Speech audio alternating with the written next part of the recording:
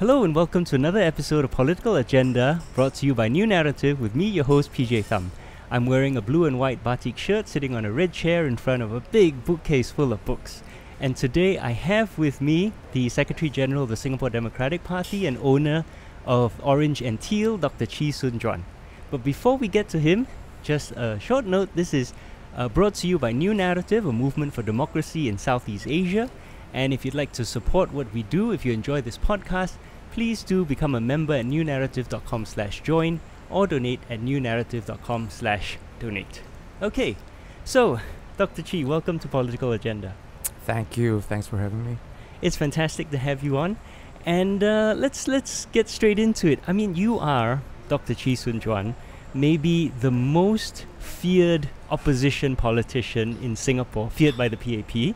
Right, you're legendary for how you've changed political discourse in Singapore, right? And you are the longest running, I think, leader of an opposition party at this point in time, at least of a mainstream one.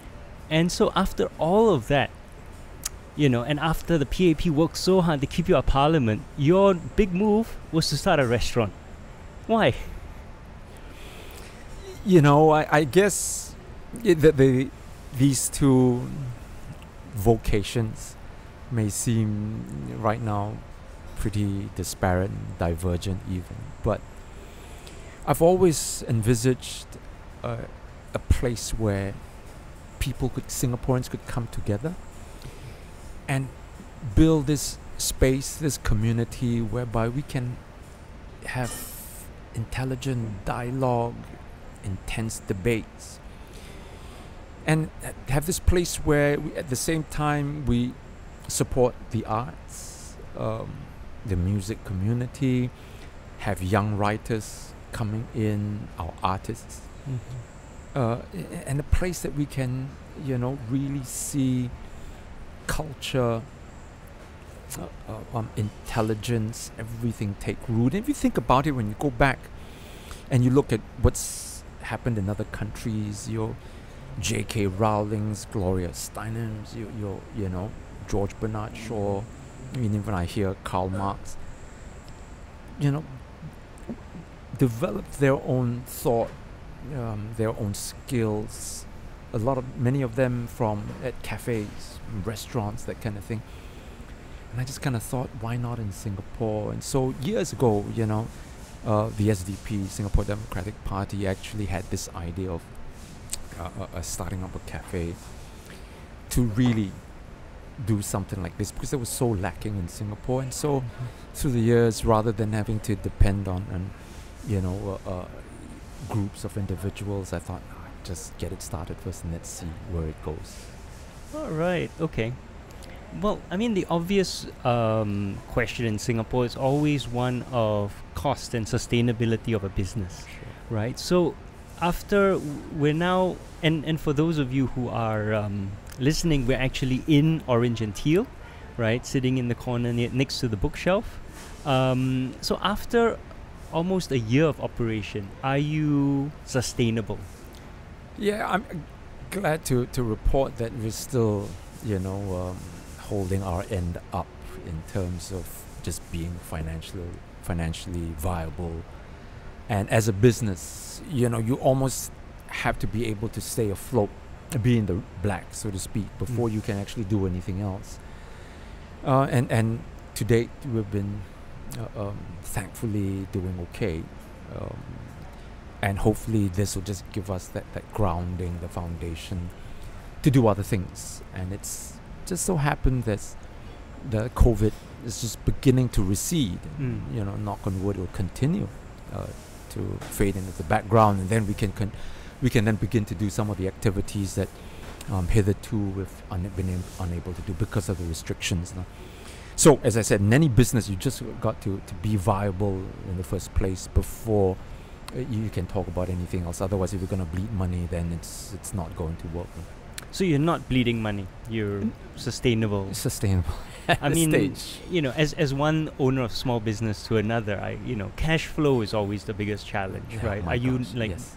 generally cash flow positive? As we are, good to report that we are right now. And again, it's just not sometimes your own prowess. That also helps in terms of management and a bit of know-how here and there. But in this cafe here, I just want to come back and thank all the supporters who've come by, not just political supporters. I think, people who visit restaurants and cafes and thank them for their support. And it's just important because without them, nothing's going to work. Right. And I remember early on, you also, on your Instagram page, you talked about staffing challenges, that some people were worried about working for you because of the political sensitivities. How is staffing is always a challenge, especially for a small business. So how's that going? And then when you add on this political angle to it and me being who I am, it has an added challenge, so to speak. But I guess, how you present the situation, and with time, I think the younger generation are beginning to feel that, hey, what's wrong with, it's straight up business. And of course, every business has its own goals, its own objectives, its own, vision. And mine is just wanting to build a better Singapore at the same time, providing good food, good company where people can come together. You add the two together, it's the perfect way to handle this cafe, isn't it? So I think Singaporeans are beginning to realize that, but of course we do have our own the same set of problems where you're talking about chasing the same pool of people, willing to work long hours. And that is always in the background. Right. But you've kind of overcome that now, you feel? Do you have... No. I think that's an ongoing challenge as we go in and try to recruit more people in. And, it's always a competition there. But therein lies that you want to be able to inspire your own staffers, the people that come around to you, and it's not a job that they go through daily grind and at the end meet a dead end. You just want to encourage them to have dreams of their own and be able to achieve those dreams, because, and my own thinking is that the saddest thing about for human beings is this having no hope and no goal, and then you're just going through the day-to-day activity, dragging yourself out of bed and not looking forward to what you want to do.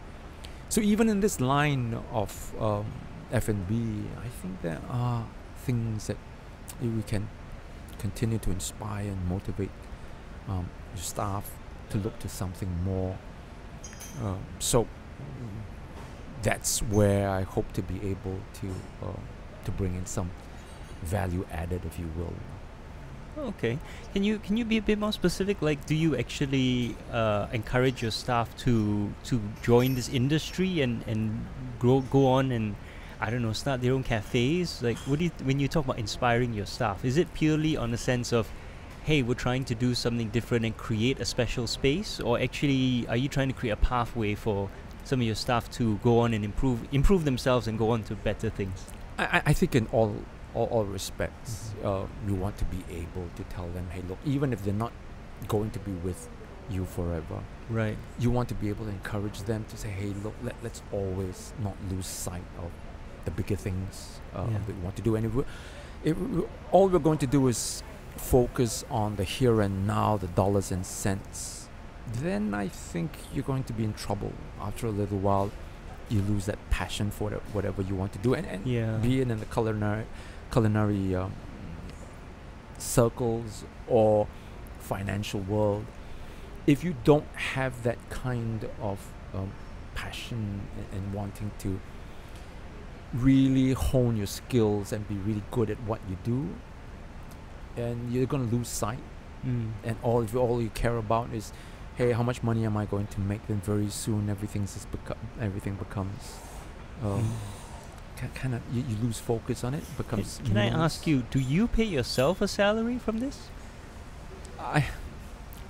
you know, in that sense, because this is You're actively so-called running family. the business. Yeah, Yes. just actively you're doing this, and whatever I get from this, that's Yeah. also income. Yeah, you yeah, know, of course, in of that course. sense. I mean, you're doing the work you deserve. So Okay, it's just a matter yeah. of sometimes it's how you account for your stuff. But as I said, as long as this business kept afloat, Yeah. you know, I get a bit of income to put food on the table Yeah. for the family. I'm happy, Yeah, of course, of and course. to make sure that, other than that, you know, this continues to be a place where people can come together, and hopefully in time to come, you know, find this place iconic in that sense that, hey, you know, if you want a place that we can go in and even just have a nice meal where we get together for friends that we haven't seen for years, that kind of thing. Yes, this is the place. And then at the same time, as I said, then in time to come, to have activities here where then you know, people can say, hey, you know, we're trying to do something here, and if you're looking for something, you know, in terms of developing our arts, our culture, you know, to have Yeah. intelligent conversation, again, this is the place. So Okay, we'll come back to that in a second. I'm just very curious about two more sort of logistical things. The first is your concept of this place. It Mm. feels very like a sort of European bistro kind of idea. Is that what you set out to do? And you know, you mentioned earlier people like George Bernard Shaw or even Karl Marx developing their ideas in a you know very cafe environment. So is that what you're trying to inspire here? well, you know, you can have these conversations even in a kopitiam if Yeah. you really wanted to, right? Yeah. But no, the to answer your question is, you know, this whole thing, how I always had the idea that of course you'll need to have your coffee, Yeah. right? And along with that, you'll need to have your food in there, whether it's your croissant or your sandwiches. But then after we got this place, and you know, the idea started developing, and the name came around, the interior decor came about. You know, one thing led to another, and before you know it, people came in and say, hey, "Look, this looks very European," but that was never really the intent from the outset. We just thought, you know, as I said, you know, ideas just piled on top of one another. Before you know it, something came around. The only thing that I said was a must-have was this bookshelf behind us, as well as a piano, and that was kind of the centerpiece for our home. And I just wanted to kind of bring it into the cafe and recreate it over here. Everything else was just add-ons now. Okay. So it kind of evolved out of basically what you had. You saw what you had, and then you kind of, you know, the plan evolved based on what you had in front of you, and the space really helped dictate it. But then there's also the decor, right? You've got these clocks, you've got these shelves with pictures and you know, lampshades. So that came afterwards as well. Yeah, those were incidentals that Okay. came later on, and they said, hey, you know, what about this? Right. And then, you know, my kids would say, my daughter, like, she's my eldest, and she's Mm. got an eye for this. And yeah, it works, Papa. Not quite, you know, doesn't quite fit in. And then before you know it, you know, things started taking shape, and we thought, hey, just go along with it. Cool. Okay, so let's come back to this whole environment you're trying to build here. Now, you started in the middle of a pandemic, so obviously you weren't able to hold a lot of these events that you wanted to. But also, if I remember correctly, you tried to hold an event and then it was cancelled at the last minute. It was this confusing period whereby things started to open up, Yeah. and then events were allowed, but apparently only in certain places and by certain groups. And so I thought at that time we wanted to have just a talk over here about something. Guess what? You know, COVID, right? The difficulty of the pandemic. And so I decided to, wanted to have this talk in this cafe over here, but apparently that was not allowed under the restrictions. And so I was informed by the authorities that was no-go. So we had to cancel it now. Right. Now, but with the restrictions loosening up, I think we will go back to it again and see if we can hold more of such events. Okay, so you haven't been able to hold any events? No, I think up till now it's been pretty limited in what we can and cannot do. Okay. But talk to me a bit about what you'd like to do. What kind of events, and how do you see this space evolving, especially in a Singapore where there's so little space, right? Where we've had, I mean, just a month or two ago, Connie Singham's book launch was cancelled, and that was the art house, and it wasn't just anyone. It was Connie Singham, who is, one of the most important figures in women's rights in Singapore, and somehow they cancelled her book launch, and she had to move it. It feels like there is less and less space for these sort of things. So having any space at this point in time would be fantastic. But what is your vision for the kind of events that you want to hold here and the things that you want to happen here? I guess there's one big bugbear that I've had all this time, and this is not in this cafe but in Singapore as a whole, where events have just always been curtailed because especially if there's a political bent to it. And I think we're the poorer for it as a society because it's holding us back, right? And as a society, and going forward, we're really talking about, challenging on a global stage ideas, innovation, spontaneity, creativity, right? Yeah. And that is just so lacking in Singapore here. And so I've envisaged for this place to have that kind of intellectual stimulation, but not just in terms of just the hard politics, but even cultural events, right? Social events, such as what? What would you like to do? I ideally, wouldn't it be good if we could have this place for book readings, and drama readings, those kinds of things, where I could have musicians coming in, young kids. There's a music school just above here. String quartets coming here. Artists coming here talking about their works, those kinds of things. And then also at the on more the commercial side of things, have wine appreciation day, how to make the perfect cup of coffee. It's just a whole nice mix of things here.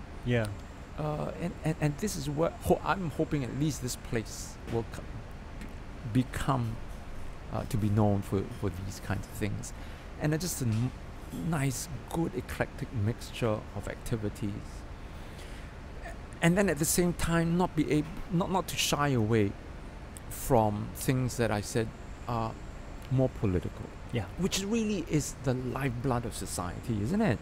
In anything that we do, politics is involved. But in Singapore, we always try to separate the two and say, and one is we're just always trying to at least just put behind the scenes and not seen, not heard kind of thing, and let the commercial side. But society doesn't function that way. You try that, it becomes a very malformed society where everybody just thinks, hey, look, everything must be money making, right? And then a political side of things, or the more sensitive side or more social aspects of society, we shun them. And I don't think that's a healthy development. So as I said, going forward, I'm hoping to be able to bring these together and create a more normal space for us, where we don't always have to look over our shoulders and be fearful of authority. Be respectful, yes, but not fearful of authority, and be able to express our opinions, our minds, our views, without getting knocked all the time, and just be fearful of what's going to come down the pipe. But just the challenge of holding events here in a country where the government is extremely hostile to you and you personally, right? And I might be one of the few people who know exactly how you feel, to have the whole government coming after you specifically, and anything you want to do gets shut down. you know. And I tried to play by the rules. I tried to register a company of Accra, and they dragged their feet for months and then put out a press release calling me a traitor to the country. So even if you want to play by the rules here and do something in accordance with, you know, what's been laid down and try and work within the restrictions, they don't let you, right? And do you think that'll happen to you? What if that happens to you? And have you, apart from you had one event cancelled, but have you had any other challenges with, say, you know, permits or licensing? You know, all these ways are ways that the government comes after you in Singapore. Have you had any of those challenges? At this time, I think right now, you know, if you're... The thing is, right now, sometimes we've got to be clear about what the rules are. Yeah. Right? And I think even then, at this stage, the government is also feeling its way. How much it should control, how much it should let go. Because if it does one thing too much, if it tries to legislate too much, then again, I think it's fully aware, the PAP is fully aware that if it presses too hard, then you're going to have an electorate, citizenry that's going to be very jaded, and have its life squeezed out of. But that's the thing, right? They you know, the very calibrated coercion. I think, was it Cherry and George who came up? Yeah. They don't squeeze everyone. Sure. They squeeze you specifically. And they this is squeeze where- me, And right? And everyone else gets to say, oh my God, that's so bad. But thank God it's not me. Yeah. You know, and so the way a lot of the rules are written, and we see it more and more with POFMA and FICA and, you know, POHA, and the ability to target individuals is ever growing. The, you know, discretion, right, as I made my video. So the discretion in the rules enables them to say, oh, all these companies are okay, but this company is not. The company I try to register is not okay, and they don't need to even say why. They just say no. So, you know, the same thing can happen to you with literally, I mean, must be dozens of different kinds of regulations and licensing. And are you worried at all about that? Concerned, yes.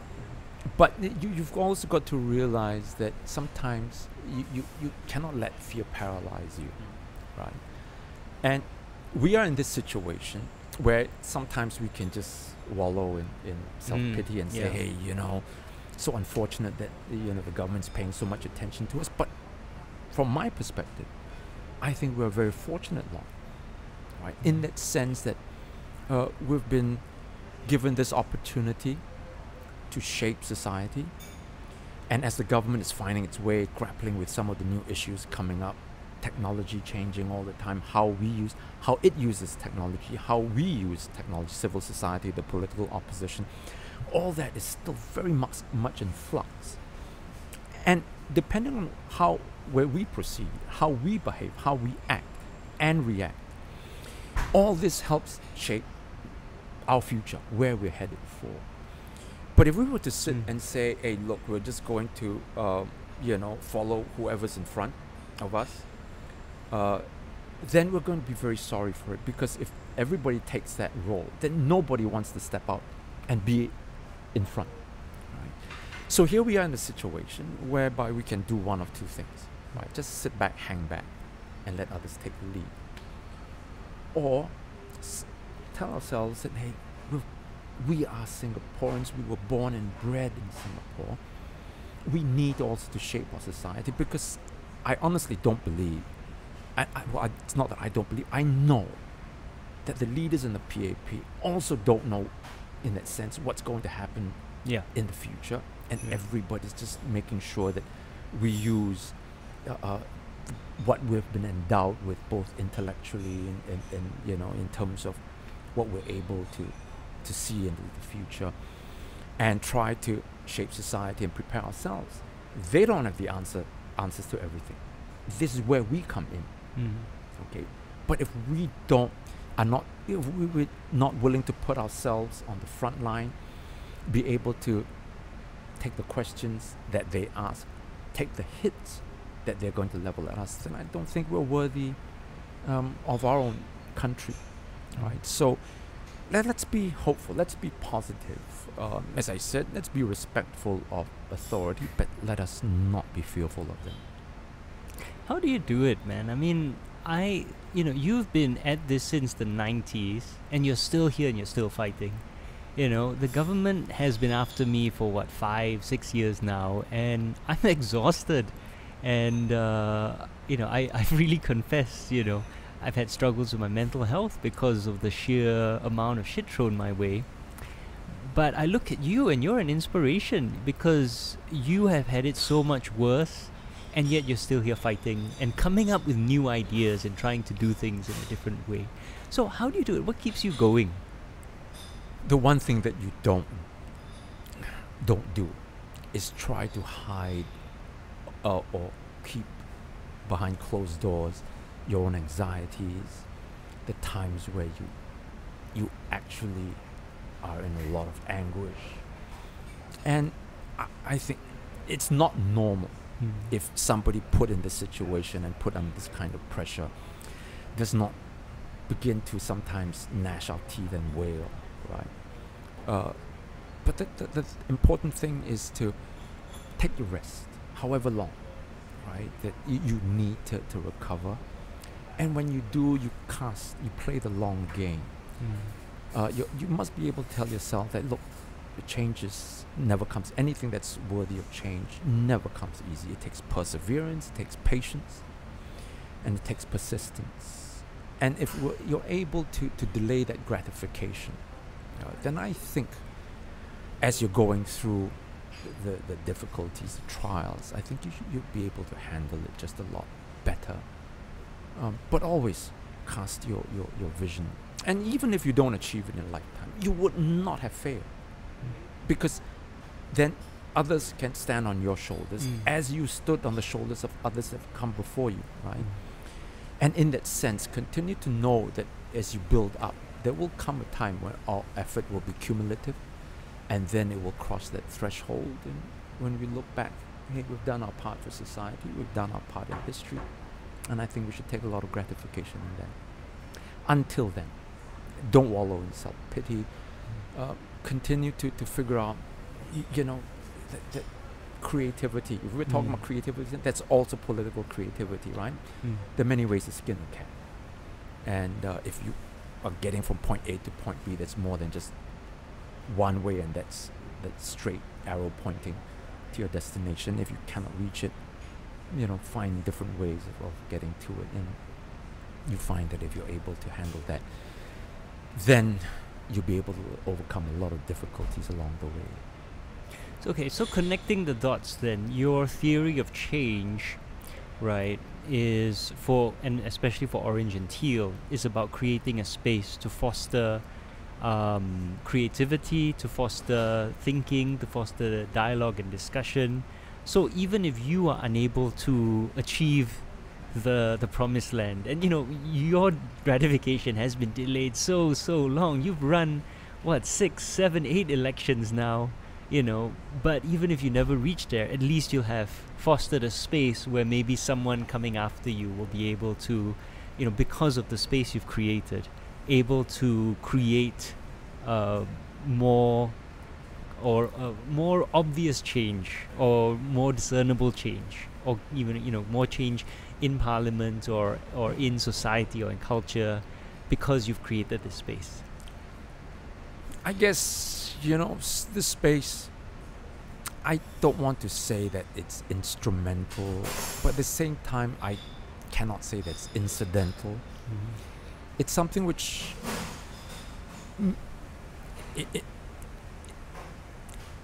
I just want to be able to create space where Singaporeans can come together. And if a cafe, an eatery is a place to do it, then so be it. If not, then I'm happy to do it wherever people find it conducive. Speaker's Corner is one of them, and the SDP's office is another. But I just thought that, hey, by the way, wouldn't it be nice if we could, even if we didn't talk shop politics, for me to be able to come together with some of the guests here Mm. and sit down with a nice warm cup of coffee and talk about their family, talk about, you know, that loves in their lives, you Mm. know, talk about, you know, things that inspire them, that kinds of things. And, you know, why not? You know, and along Yeah. the way, make this a place where people can come and be inspired, right? Relax, you know, have a warm, nice, you know, dish of whatever that we're serving. Mm. Those are all things that come together, as I suppose. So there isn't just this one thing of wanting to achieve political ends, if you will. Mm. And what's the reception like? Have plenty of people come in, and have you had those conversations?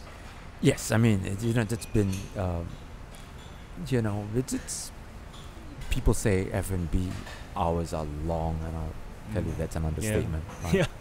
Yeah. But I must say that there have been just moments that I feel that I've just done the right thing. And it's because Singaporeans coming here, and I've just had moments where I've been able to share with them, and it's been good. And at the end of it, I'm just glad that I did it, despite some of the challenges, long hours, you know, difficulties, and so on and so forth. You know, you weigh out the pros and cons. I'm still glad that I did this, and it's been, I don't know if the word is fun, but it's been rather gratifying. Oh, that's awesome. I don't think you can ask for anything more if you enjoy what you do. Yeah. And that's the message going on, and you know, in everything that you do, Yeah. you know, you've got to enjoy it. We've got to, in anything, right? Whether it's your profession or whether it's your hobby, it's your family, there will be moments when tedium sets in, and while you don't find it, you're not deliriously happy every day, right?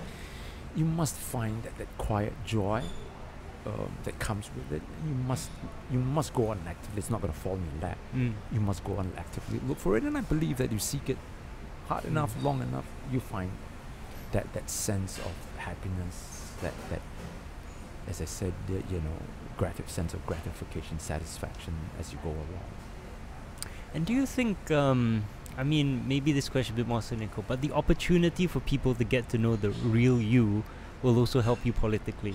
Because you are maybe, probably, I mean, the most vilified person by the PAP government, and extremely unfairly so, right? But there is this whole idea of you as, you know, I don't know, wild, crazy, like rebellious or whatever, you know, throwing tables or chairs around, whatever, which is totally unconnected with reality. Do you think the opportunity to get to know you, to see you as a small business owner, that you know, see that you understand people's struggles to make ends meet in Singapore and keep a small business running, do you think that will also help you at the next election? People look at Chee Soon Juan and go, you know, actually that guy understands me, and I met him, I went to his restaurant, and he actually nice guy, I'll give him a chance.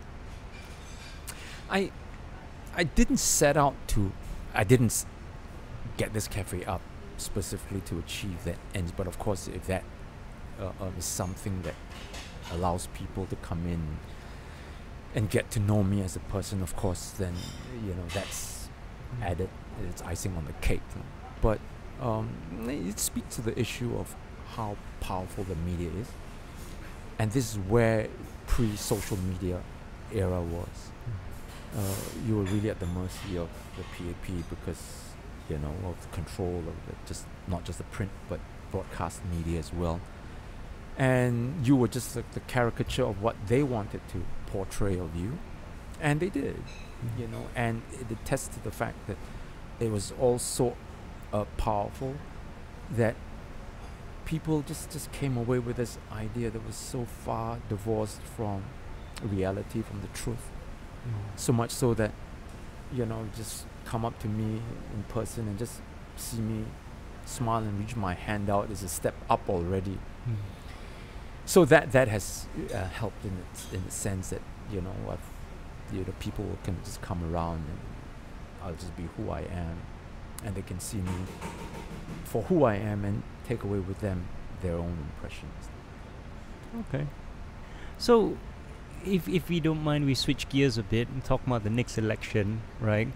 How does the SDP see itself in the sort of changing landscape of Singapore politics, when it feels like, especially right now, the Workers' Party and PSP, by virtue of being in Parliament, are sucking up all the oxygen, the little oxygen there is for opposition politics.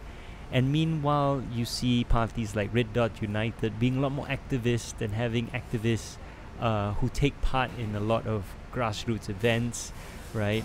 It feels like the SDP, for so many years being the pacemaker, forging new directions, leading the fight for progressive politics, human rights in Singapore, is getting left behind. We don't hear much from you, and now it feels like you're running a business rather than fighting for human rights.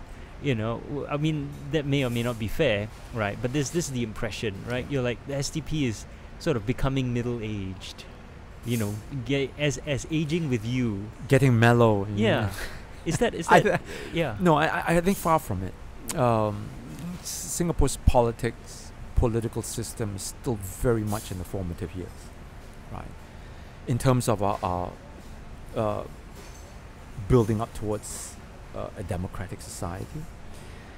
And in this situation, when things are still so much in flux, I think things are very much very open in that sense of who becomes more the dominant player, dominant force.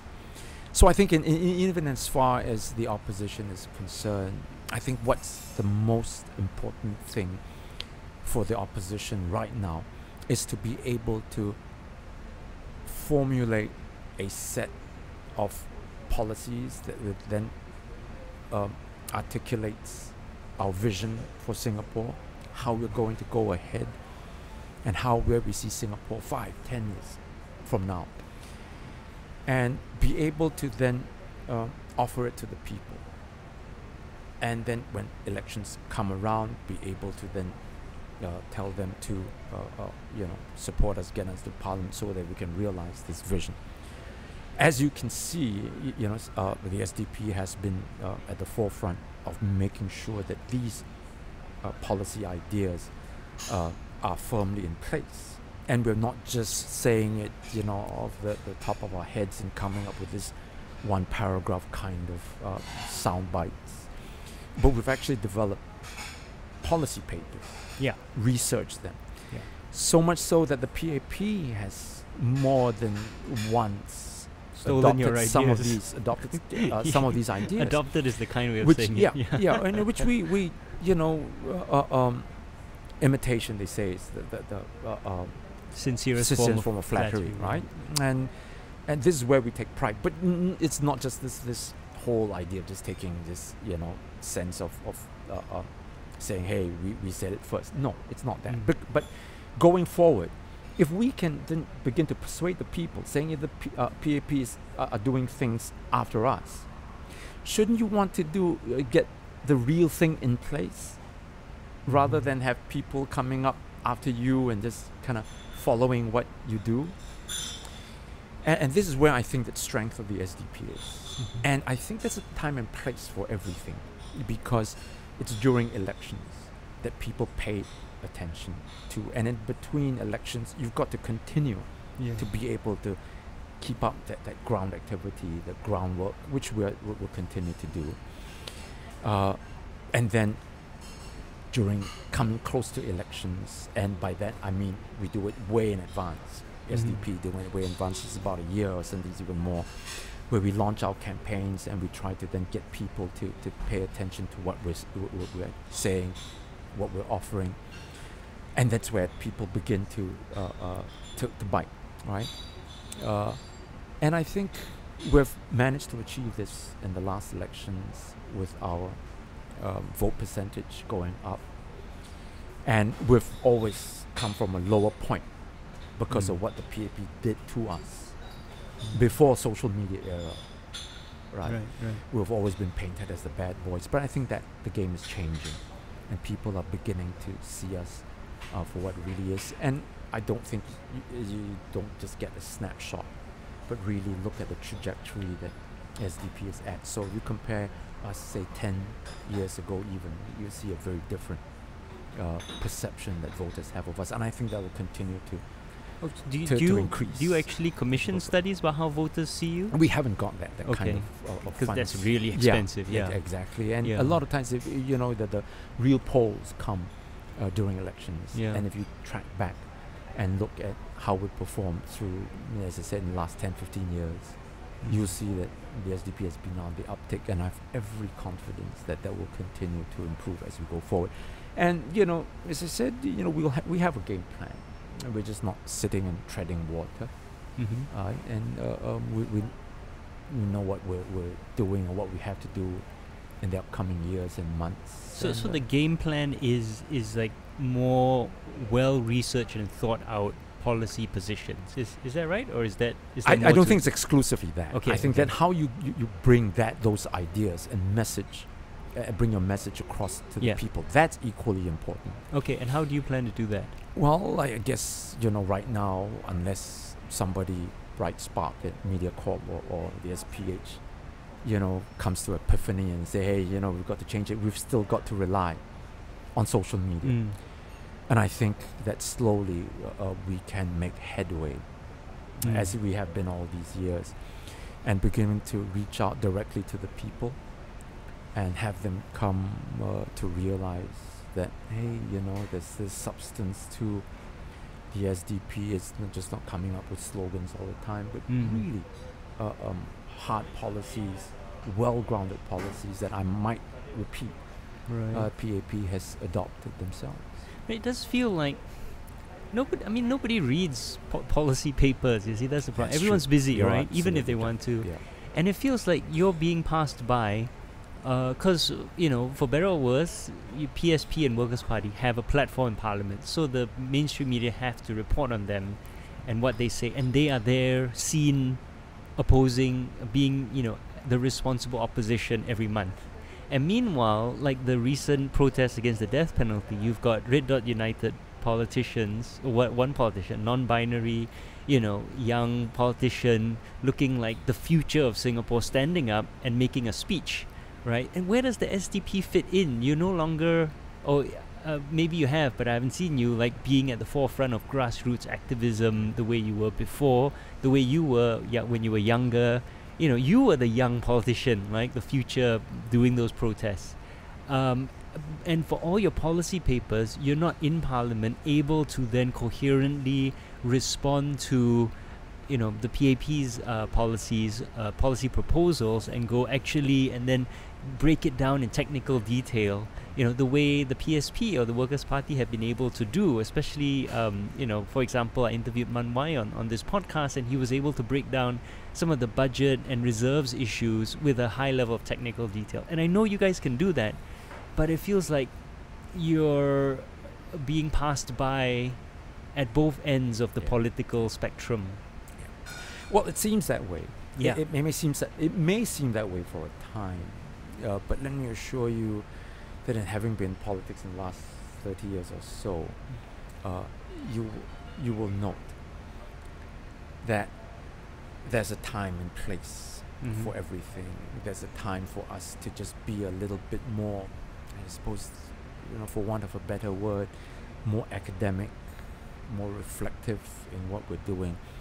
And there's a time where you come out front and just be just a little bit more rhetorical, just to be able to win votes. I feel that the marriage of the two is hugely important as far as my thinking is concerned and the thinking of my colleagues in the party. And at the right time and the right place, as I said, things will come up, and we're not too worried in terms of where things are at one particular time, but in terms of that build-up, and that has served us well through the years, as I said. Again, you've got to look at the projection of where things are going, rather just at any one time where things seem to be. So it may not seem as though we're out in the limelight all the time at this stage, but as I said, we'll do the right things at the right time, and we're confident that that will begin to materialize into electoral success and votes. That's akan datang coming up. Right. Okay. Okay. So I guess last question, but a big one. We have just in the last week heard that who our next Prime Minister is expected to be. Lawrence Wong has been anointed the leader of the 4G. So we expect that he will be the Prime Minister. And you've been sued by all three Prime Ministers. Do you plan to be sued by a fourth? No, okay, seriously though, what do you see? Question about the future of Singapore under new generation. You're going to be this is the first time you'll be older than the Prime Minister, right? And you'll have been in politics longer than the Prime Minister. But what do you see as the future? I never thought of that way, right? Yeah. But I've said it before that whoever takes over as Prime Minister would have to articulate a vision for Singapore in a changed and changing world. I haven't heard anything from the so-called 4G leaders. All they've done was just sit on the laurels of their predecessors, articulate more of the same, thinking that if they continue to do what they've done in the past, that will bring future success to Singapore. It's not going to happen that way. Unfortunately, we haven't heard any of them say anything that's remotely close to looking at where Singapore should be heading. And I think we've seen in the lost years, hopefully that will not translate to lost decades for Singapore as we go forward. You look at the situation and compare, say, just the simple where say Korea is, South Korea is. Yeah. They were miles behind everybody when they were battling for democracy. And look at where they are now. Culturally, economically. Didn't I just hear that they're surpassed in terms of their economic status right now, surpassed that of even Japan? I'm not sure about that, but I thought I clearly in terms of at least cachet, K-pop, Korean culture, and Korean Samsung, and so the I think that they have created world-leading, world beaters in both industry and culture. So they have that for them, right? Whereas we used to be a place where we had world leaders, world beaters in arts and entertainment and business, and we don't see that anymore. We're not generating. And therein lies the danger for us going forward, right? We keep thinking that, hey, just keep law and order above everything else. Make sure we stifle dissent, and in the process stifle creativity, spontaneity, and all the innovative thinking, and thinking we're going to come out all right, on the other side. I think that's wishful thinking, and as society, as the global society goes forward, I think we're going to run into a lot of problems, and then we find ourselves having to rely on foreigners. I don't want and don't mean to sound xenophobic. Yeah, of course. But I've had both of us are married to non-Singaporeans. That's right. That's exactly right. Yeah. I've had foreigners coming and sitting on this chair. Yeah. Foreign academics, and telling us during this COVID and epidemic, scores of academicians, non-Singaporeans, have left Singapore. Why? Because they feel that they cannot travel the region, right? And the one intention of coming to Singapore was to, visit this period, this region here. Here is where the problem is. A lot of foreigners coming to Singapore are not really bent on sinking the roots in here, whether it's professionally or whether it's in terms of, they come here as a stint. Yeah. Right? Nice holiday for 3, 4, 5 years, and then they up and leave and go back to where they are. Where does that leave us? Yeah. Right. And in the meantime, our local bred talent are finding themselves, hey, have we got a place here? And in the calculation, they say maybe the passes is greener on the other side, and they leave. And then this hollowing out And then with this vicious cycle that we think that because Singaporeans are leaving, we haven't got talent, we bring in more foreign talent, and then it keeps going round and round that way. When do we stop? When does this merry-go-round stop? And then we begin to say, look, we've got to be have this system where we want our people to remain rooted in here. And one ingredient that you must have in our society is the freedom to be able to articulate our views, to be able to participate in political society, the public process, in national affairs, that the people, the talent, so to speak, will find an incentive to want to stay and continue to contribute to society. And this is where I think the crux, that we're at the fork right now in Singapore. But it's going to be more than that, right? So SDP is in favor of, greater political openness and tolerance. I think that won't surprise anyone. But what is the SDP's policy with regards to, the balance between welcoming foreign workers and nurturing Singaporean talent? What's your policy, or what's the SCP's? How would the SDP solve tackle this very complicated issue? Your local workforce must be the mainstay. Yeah, they must be the spine, the backbone, right? And even the muscle of this place. And where we lack, that we lack in terms of talent, that is when the foreign community then complements the local community here. I think at this time, even from the utterances of the PAP leaders, I think it's the other way around.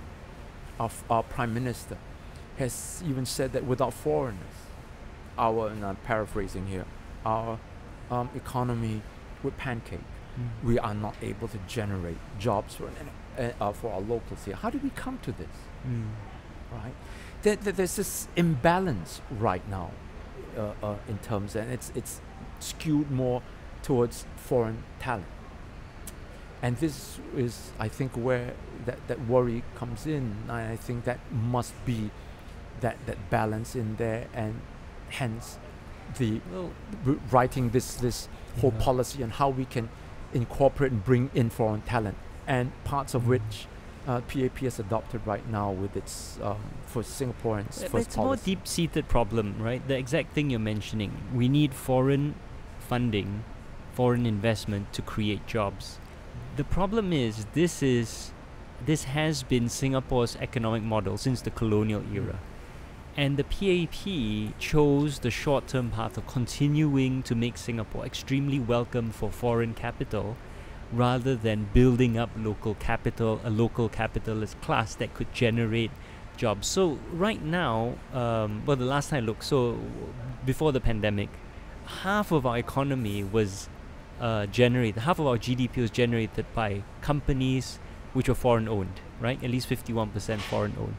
And this is the quandary that the last time the PAP government tried to wean us off foreign funding, foreign investment, was the 80s, and that led to a massive recession because foreign money just left because things got their profits collapsed, right? As the PAP tried to create and build up a local, an economy that was generative of ideas and less reliant on direct foreign investment, right? Tried to move us up the value chain. And so we're kind of trapped now in that this transition, which should have been made a while ago, can't be made without a huge amount of pain. So if the PAP ever falls, that opposition government comes in and decides to do this, they're going to look at it and go, oh, wait a moment, if I start doing this, I'm going to get voted out the next election, because there will be a lot of pain as we shift from reliance on foreign funding to building up a local capitalist class, which would take a generation. Right, so there are far deep-seated problems here, and I don't know how we're going to address this, because if the PAP, they tried to do it, lost their nerve, and then gave it up, and now we're 30 years past the point where we could have done this. Right. I don't think it was a case of losing its nerves. Yeah. This is where I think the problem of central planning all through these, not just years, but decades, have come back to bite us, right? In and of itself, attracting foreign capital, your multinationals and so on into Singapore was not a wrong decision. Yeah, yeah. The problem was that then they tried to stifle democracy at the same time. And this is where I've made it a point time and again that you cannot bifurcate the politics from the economics. Yes. They're the two sides of the same coin. They go hand in hand. And that's why we always talk about the political economy, right? One without the other. You're just going to mess the whole thing up, and it's showing right now. All this, the malformed economic system that we have. And that's just beginning to show. When we begin to actually bring in foreign capital, and then you don't let the people begin to generate its own, engine of economic growth. So much so that when you try to engineer, and you mentioned this outflow of foreign investment, you're left with a void, isn't it? And this is where the problem lies. There was no development in tandem of the two. And the PAP just sat and got addicted to foreign capital and felt that it was very well ensconced, both economically, even until today. Yeah. Right. And then it started to muscle in the domestic sector, right, through its Temasek and all its subsidiaries and GLCs and so on and so forth. So much so that, between MNCs and your GLCs, what have you got? This is entrepreneurial class, almost nothing. Yeah, we're squeezed. Yeah. And this is where I say, going forward, it's, we're already in a mess. You wait for another 10, 20 years, and I can tell you that the pain is going to get deeper and deeper. Yeah. And that is why I keep urging Singaporeans, you've got to see the light and get in more opposition, not just for the sake of seeing more diversity and more color, more fireworks in Parliament. That's not what we're after. But if we're talking about pragmatism, hard pragmatism of steering our economy, I say we better get going in terms of building our political system, because that inevitably will affect how we run our economy, and hence the everyday living, day-to-day livelihoods of us Singaporeans. That is going to be hugely, hugely important, and it must be the number one priority in Singaporeans' minds. Otherwise, we're just going to dig the hole deeper and deeper for ourselves. Okay, well, on that note, I think we're out of time. So thank you very much, Dr. Chee, for coming on the podcast and hosting all of us here at your restaurant, Orange Teal. Good to have you guys here. And do you know when your first event here will be? Well, we've got our time flies, right? Whether you're having fun or not. But we're coming up to our anniversary, and that's in June. And we're just having planning a big do for this place, and different events on weekends, as I said, different types of activities. Cool. And hopefully, come June, we'll be able to announce some of our first activities here. Fantastic. Okay. Well, when you do, I'm sure if I'm around, I'll attend. Very excited to see what you do with this space, and I hope you achieve everything that you want to achieve. I do think you're, creating these spaces is really, really important. We don't have enough of them. So I wish you all the best for this and for the next election. Thank you so much. Okay, so thank you to Dr. Chee for being on our podcast, and thank you to you, our listener, for tuning in. And as always, if you enjoyed this podcast, please do join New Narrative as a member and support our movement for democracy in Southeast Asia at newnarrative.com/join or donate at newnarrative.com/donate. So thank you, and see you next time. Bye. Thanks for watching. If you'd like to learn more about New Narrative, please check out this playlist up here. And if you'd like to watch episodes of Political Agenda, please check out this playlist down here. Thank you very much, and please help keep New Narrative sustainable and independent by joining as a member at newnarrative.com/join. Thank you.